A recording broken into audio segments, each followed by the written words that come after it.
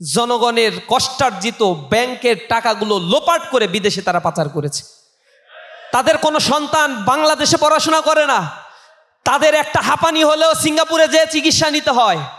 তারা আবার আমাদেরকে বলে আমরা নাকি রাজাকার ছিলাম। আমরা তো পালিয়ে যাই নাই, আমরা এই ভূখণ্ডে ছিলাম, জেল কেটেছি, হামলার শিকার হয়েছি, আমাদের ভাইয়েরা জীবন দিয়েছে, হাজার হাজার মামলা দেয়া হয়েছে, লক্ষ লক্ষ আসামি করা হয়েছে আমাদেরকে। আমরা এই জমিন ছেড়ে যাইনি, জমিনকে আঁকড়ে ধরেছিলাম। আমাদেরকে ফাঁসি দেয়া হয়েছে, নিঃশেষ করে দেওয়ার জন্য পরিকল্পনা করা হয়েছিল, কিন্তু আমরা দমে যাইনি, আমরা দাঁড়িয়েছিলাম। আমরা জানি স্বাধীনতার স্বাদ এই ভূখণ্ডে একদিন পাবে। জালিম যত জুলুম করুক না কেন, যত রাত গভীর হয়, সকাল তত দ্রুত প্রভাতের সূর্য উকি মারে, রঙিন আলোয় সমাজ ব্যবস্থাকে উদ্ভাসিত করে তোলে। আমাদের এই ভূখণ্ডের একটা চিরায়িত রূপ হলো আমরা আজাদির স্বাদ গ্রহণের জন্য বারবার জীবন দিতেও প্রস্তুত থাকি। এবং এই ভূখণ্ডকে স্বাভাবিকভাবেই বলা হয় বুলগাকপুর, যেটাকে বলা হয় বিদ্রোহের নগরী। এবং এই টার্মিনোলজিগুলো ব্যবহার করেছে যারা আমাদেরকে গোলাম বানিয়ে রাখতে চেয়েছে। তারাই বলেছে এই ভূখণ্ডের সন্তানদেরকে কখনো গোলাম বানিয়ে রাখা সম্ভব নয়।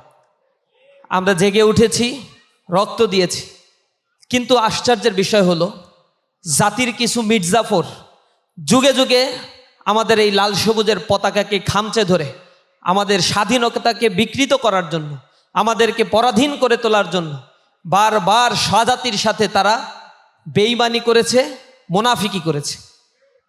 আমরা জুলাইটা সেই দিক থেকেই যদি বিশ্লেষণ করি তাহলে দেখতে পাবো আমাদের এই বাংলার জনপদকে যারা রক্তে রঞ্জিত করেছিল 2024-এর 36টি দিন রক্তমাখা এই দিনগুলোতে কাউকে তারা রেহাই দেয়নি। ছোট্ট শিশু জানালার পাশে বসে খেলারত অবস্থায় হেলিকপ্টার থেকে স্নাইপারের আঘাতে তাদেরকে হত্যা করা হয়েছিল। শিশু জাবের যখন তার বাবার হাত ধরে বিজয় উল্লাস পালনের জন্য রাস্তায় নেমেছিল, তখন তাকে বুলেটের আঘাতে ঝাঁঝরা করে সেই শিশু বালকটিকে পৃথিবীর মায়া থেকে তাকে বিদায় নিতে হয়েছিল। অসংখ্য নাম জানা না জানা অজানা মানুষের রক্তে এই সবুজ ভূখণ্ড বারবার রঙিন হয়েছে। রক্ত দিয়া আজাদির সন্তানেরা গোলামির জিঞ্জির থেকে মুক্ত হয়ে নিজেদেরকে স্বনির্ভরশীল আত্মপ্রত্যয় হিসেবে গড়ে তোলার জন্য চেষ্টা করেছে। কিন্তু সাংস্কৃতিক দাসত্ব, অর্থনৈতিক গোলামি, রাজনীতিক প্রভুত্বের কাছে বারবার কিছু স্বার্থলোভী, স্বার্থান্বেষী মহল তারা নিজেদের মস্তিষ্ককে বিকৃত করে ফেলেছে। চাঁদাবাজি, লুটেরাজ, সম্পদের পাহাড় তৈরি করা, নিজেদের আলিশান জীবনযাপন করার জন্য এই ভূখণ্ডকে তারা পরাধীন করে তুলেছে। লক্ষ লক্ষ মানুষকে তারা, এ জাতির মানুষগুলোকে তারা বিপর্যস্ত করেছে।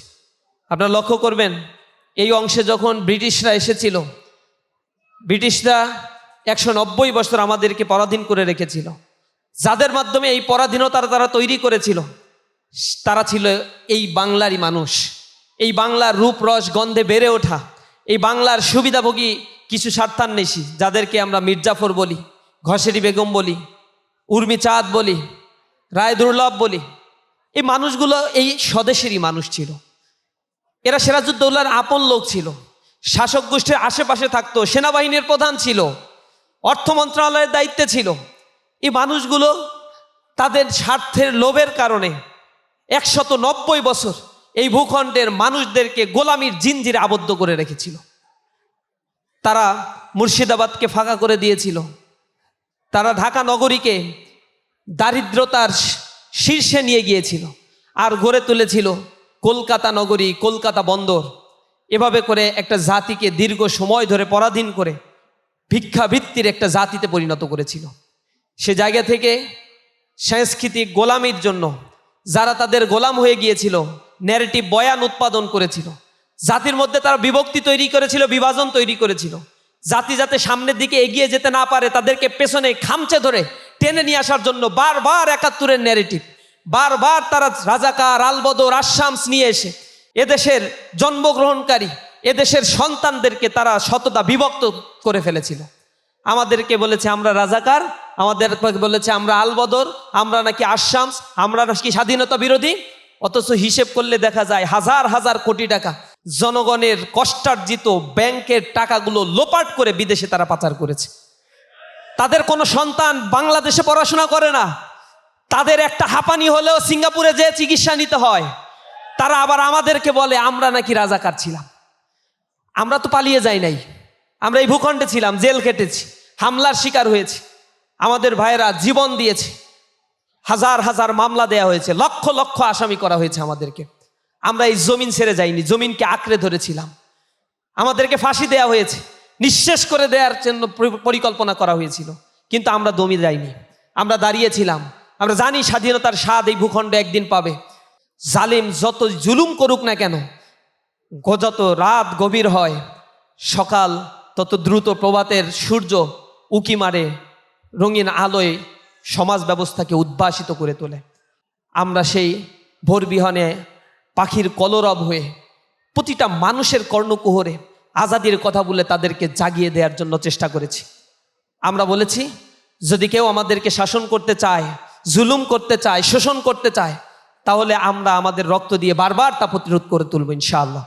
সাংস্কৃতিক আগ্রাসন দিয়ে এই জাতির মধ্যে যে বিভক্তি তৈরি করেছে, জাতিকে সামনের দিকে এগিয়ে না নিয়ে পশ্চাদপদ করে একটা জাতিকে যেভাবে ধ্বংস করার জন্য মিডিয়া কু করা হয়েছে, মিডিয়া ট্রায়াল এখন পর্যন্ত চলছে, মিডিয়াগুলো ফ্রেমিং করছে, ডিপ ফ্রেমিং করছে, কালচারাল ফ্যাসিস্টটা এখনো পর্যন্ত বিদ্যমান রয়েছে, জুলাইকে নিয়ে আজে বাজে কথা বলছে, শহীদের আত্মত্যাগগুলো নিয়ে তারা নানা ধরনের বয়ান উৎপাদন করার চেষ্টা করছে। যারা জুলাই সেদিন রাস্তায় দাঁড়িয়েছিল তারা নাকি মব ক্রিয়েট করেছিল, কিন্তু শেখ হাসিনা সেদিন হাজার হাজার মানুষকে হত্যা করেছিল, তা তাদের চোখে আর মব ক্রিয়েট হয় না। এদেরকে আবার নিয়ে গিয়ে পত্রিকা হাউসগুলোতে, মিডিয়া হাউসগুলোতে অতিথি করে তৈরি করা হয়। গ্রেপ্তার করা হয়েছে যাদেরকে, তাদেরকে এই গণহত্যার দায়ে এখনো পর্যন্ত শাস্তি না দিয়ে বীর দর্পে তাদেরকে ছেড়ে দেওয়া হচ্ছে। এই জমিনে তারা আবার আঘাত করে এদেশের ব্যবসা বাণিজ্য, ব্যাংক, বিমা, স্কুল, শিক্ষা প্রতিষ্ঠানগুলো সব কিছু তারা আগের মতো করে কন্ট্রোল করছে। মানুষ স্বস্তি ফিরে পায় নাই। এই স্বস্তির স্বাদ, আজাদির স্বাদ ফিরে পাওয়ার জন্য আমাদের এই সংগ্রাম অব্যাহত থাকবে। কালচারাল জায়গা থেকে মানুষের কাছে আমাদের এই সংস্কৃতির বার্তাগুলো পৌঁছে দেওয়ার জন্য আমাদের জায়গা থেকে আমরা চেষ্টা করছি। বাংলাদেশের প্রত্যন্ত অঞ্চলগুলোতে সংস্কৃতি শিল্পী গোষ্ঠীর মাধ্যমে জুলাইকে মানুষের কাছে উপস্থাপন করার জন্য আমরা চেষ্টা করছি। বাংলাদেশের প্রতিটি জেলা, পাহাড়া, মহল্লাগুলোতে আমাদের এই সাংস্কৃতিক উৎসব হচ্ছে। শিশুদেরকে নিয়ে, যুবকদেরকে নিয়ে, কিশোরদের এবং বড়দেরকে সম্মিলিত করে জুলাই যে সবার ছিল, এই চেতনাকে সকলের অন্তরে ধারণ করে নতুন বাংলাদেশ বিনির্মাণের সংকল্প নিয়ে আমরা আমাদের কার্যক্রম পরিচালনা করছি। আপনারা আমাদের সাথে থাকবেন। 4 দিন ব্যাপী এই আয়োজন চলবে। আগামীকাল থেকে এক্সিবিশন চলবে, সাংস্কৃতিক পরিবেশনাও চলবে। সকলে আপনারা আপনাদের বন্ধু বান্ধব, আত্মীয় স্বজন, আপনাদের পরিবারের সকল সদস্যদেরকে নিয়ে আমাদের এই আয়োজনে পাশে থেকে আমাদেরকে উৎসাহ দিবেন। সকলকে আজকের এই আয়োজনে থাকার জন্য ধন্যবাদ জানাচ্ছি। বিশেষ করে সাইমুমকে ধন্যবাদ জানাচ্ছি ইউনিক এই আয়োজন করার জন্য। 130 জন শহীদ হয়েছে, যারা শিশু, যারা কিশোর ছিল, যাদের এখনো পর্যন্ত বয়স হয়নি চাকরির, বয়স হয়নি ব্যবসার, বয়স হয়নি কোনো সুবিধাভোগের। এরপরেও তারা বুঝেছিল যে জালিমের বিরুদ্ধে যখন সকলে দাঁড়িয়ে যায়, তখন আর জালিম তার নিজস্ব গণ্ডির পরিসরের মধ্যে, তার নিজস্ব বাহিনী দিয়ে, গুন্ডা বাহিনী দিয়ে আর টিকতে পারবে না। মানুষ নেমে এসেছিল, আজাদির স্বাদ আল্লাহ রাব্বুল আলামিন আমাদেরকে দিয়েছেন। আমরা যেন আর পরাধীন না হই, নিজেদের জায়গা থেকে সবসময় সজাগ থাকব, আমরা আমাদের দেশকে গড়ে তুলব। সকলকে আন্তরিক ধন্যবাদ। আসসালামু আলাইকুম রহমতুল্লাহি ওয়া বারাকাতুহু।